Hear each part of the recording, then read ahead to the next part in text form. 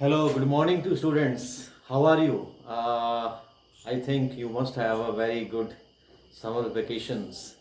Now, after vacations, since the workload is very high, so let's start the unit which we were doing. That is the structure of atom, and I have sent you some sort of YouTube videos of this unit. But some of the students were respond that were facing some sort of problems regarding the understand of this unit. So I have planned that now I will do this unit in online. Okay, so you must have understand initially in the beginning of this unit, you have discussed the discovery of the cathode rays, how the J.J. Thomson carried out its discharge tube experiment. And after that, discovery of anode rays is there. That is the E. Goldstein, discovery of protons is there.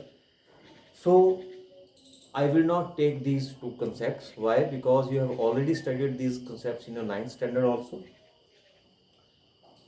So after the discovery of the electrons by the J.J. Thomson in 1897 and the discovery of protons by E. Goldstein in 1886, the third particle, that is neutron, it was discovered later. That is in 1932. It was discovered by James Chadwick. So before 1920, it was assumed that the atom consists of only two subatomic particles, that is electrons and protons. Neutron were discovered later by James Chadwick in 1932. So further, the confirmation of these particles, that is the divisibility of the atom, it was further confirmed by the phenomenon of radioactivity given by Henry Becquerel in 1886. So that phenomenon also gives us some sort of confirmation that the atom is divisible. Now, after the identification of these particles within the atom, the next question before the scientist was how these particles are arranged within the atom. Means कि जो particles होते हैं ये atoms के अंदर कैसे arranged है, what is their distribution within the atom. So for the explaining the distribution of these particles or the arrangement of these particles within the atom, the different models were given by different scientists. So the first model regarding the distribution or the arrangement of these particles within the atom, it was given by J.J. Thomson's, and that is called as Thomson's model of atoms. Thomson's model of atom. And J.J. Thomson's in 1897, in some books it is given 1894 and 1897, told us that what is an atom? Atom is a sphere of positive electricity in which the number of electrons were embedded sufficient to neutralize this positive charge. Okay, so according to J.J. Thomson's model of atom, an atom is a sphere of positive electricity in which were embedded sufficient number of electrons neutralized to this positive charge. Okay, and the stability of this atom was further confirmed by the fact that the repulsive forces between the electrons as well as the attractive forces between the electrons and the positive charge, they are balanced. Means there is a balance between the repulsive forces between the electrons present within the atom as well as the attractive forces between the electrons with the nuclear charge. So through this balance, the atom is stable. And further, this type of model was compared with that of a watermelon or a raisin pudding, in which means according to J.J. Thomson's, atom is a sphere of positive charge which is embedded with sufficient number of electrons to neutralize this positive charge. So this is the positive charge present within the atom in which were embedded sufficient number of electrons to neutralize this positive charge. So this is the positive charge and the electrons were embedded like this. So these are the electrons. So these are electrons and it is the positive charge or sphere, positive sphere. So the stability of this atom can be explained by the fact that the force of repulsion between these electrons is somewhat same as that of the attractive force present between the positive charge and these electrons. Means there is a complete balance between the attractive as well as the repulsive forces. That's why the atom is quite stable. Now when this model of atom was compared with that of a watermelon or that of a raisin pudding, it was observed that in watermelon seeds they serves as an electron and the reddish part of that watermelon acts as a positive charge. Similar is that of raisin pudding. That is, in a raisin pudding, halwa, in raisin pudding, the raisins just like behave these electrons and the pudding behave like the positive charge. That's why sometimes this Thomson's model of atom is also known as the raisin pudding model or watermelon model. Okay, the main feature of this Thomson's model of atom is that the mass of the atom is distributed uniformly within the atom. This is the main feature of this model. The mass of the atom is uniformly distributed within the atom in the form of this positive charge. And these seeds or the electrons have the negligible mass. That means the mass of the whole of the atom is distributed within this sphere, that is the positive charge. So this is the main feature of this model. Now what is the limitation of this model?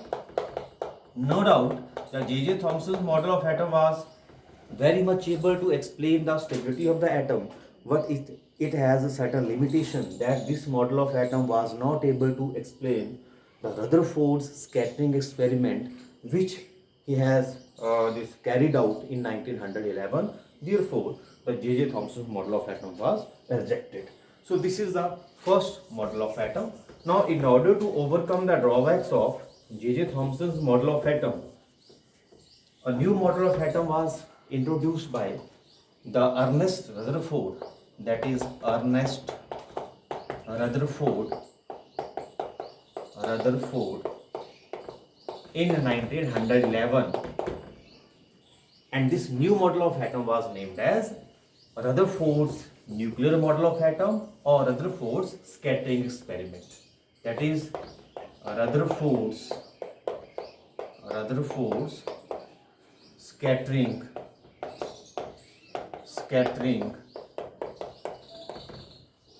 or nuclear model of atom. So in order to overcome the drawbacks of J.J. Thomson's, a new model of atom was introduced by Rutherford, that is called as a Rutherford scattering experiment or Rutherford scattering model of atom or Rutherford's nuclear model of atom. That is the discovery of the nucleus, how the nucleus was discovered. Okay, in order to overcome the drawbacks, Rutherford in 1911, what they have done, they have carried out a scattering experiment. How? He has taken, a lead block.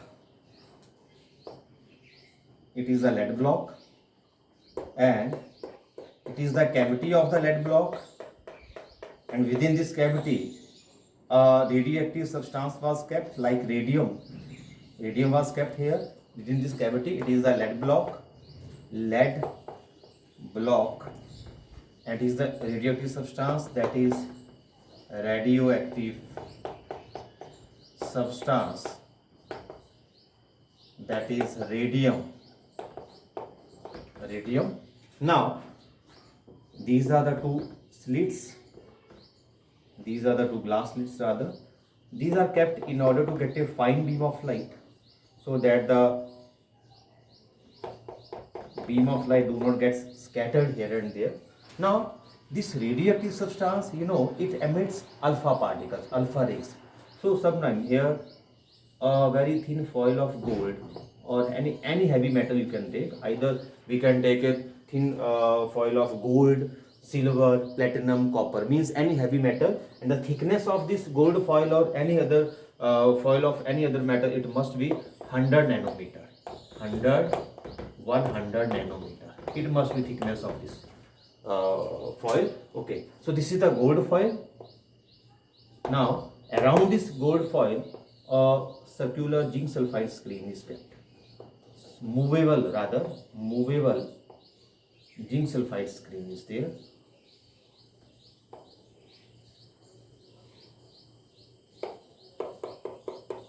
It is a circular zinc sulfide screen.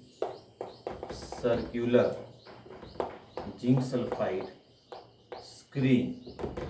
Okay. It is coated with a phosphorescent material inside it, so that when the alpha particle gets strike on its inner side, it produces a flash. Okay, is the gold foil. Now, these alpha or these radioactive substance, that is radium, it emits the alpha rays. It emits the alpha rays, and these alpha rays strikes this gold foil, and most of the alpha particles, they passes through this gold foil without making any reflection. Some of the alpha particle, deflected through small angles, and a very few alpha particle gets deflected back, that is the angle greater than 90 degrees. This is a gold foil. Gold foil. These are two slits, and these slits are kept in order to get a fine beam of light. So it is the alpha particle, that is alpha rays. So it is the construction of this Rutherford's scattering experiment. Lead block is taken, within its cavity the radium substance is kept which emits the alpha rays, and this alpha rays gets fall on this thin foil of gold, and thickness of this foil must be 100 nanometer. Okay, and instead of taking gold foil, you can take also a silver foil, platinum foil, copper foil, means any heavy metal we can take. So this is the construction of this model.